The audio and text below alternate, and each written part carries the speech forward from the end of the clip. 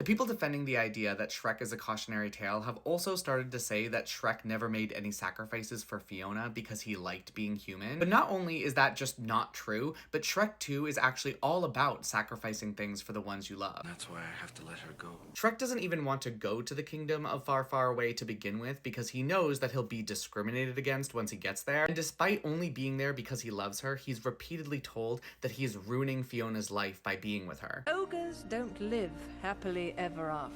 Everyone's telling him that a princess needs a happily ever after, so he's willing to give up a life he loves so that he can give that to her. You love being a I know!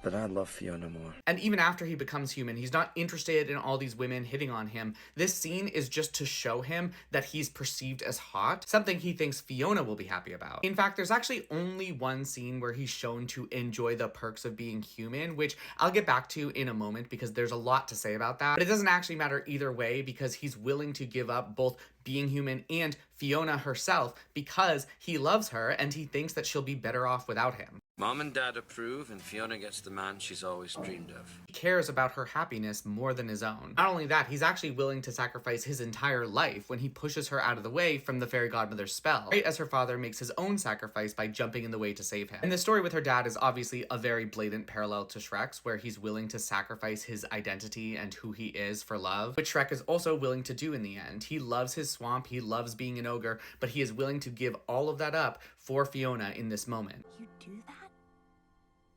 For me? But turns out he doesn't have to because she was perfectly happy with her life as an ogre. With the ogre I married. Now, all of that you're likely to understand just by watching the film, but this specific moment seems to be confusing some people because we have these 2 seconds of Shrek smiling as a human, but this moment is meant to parallel his arrival in Far, Far Away when he's afraid and embarrassed about showing up as an ogre. There's a lot of prejudice against ogres in both of the first 2 films. It's very much meant to parallel real-world racism, especially towards black men. This is the very first time that Shrek has ever been surrounded by humans who aren't afraid of and going to attack him. He doesn't suddenly love human culture and hate living in the swamp. In fact, the scene right after this one reminds us that he is the same ogre on the inside. That's something no amount of potion is ever going to change. In this moment, he's experiencing a glimpse into the benefit of hiding who you truly are, like Fiona was doing in the first film. To him, this is fulfilling the fairy tale that she's always dreamed of. That's why he calls himself Sir Shrek when he gets back to the castle. But Fiona already learned in the first film that she's happier living as her true, authentic self instead of a lie. She doesn't need to be some beautiful human to be worthy of love. But you are beautiful.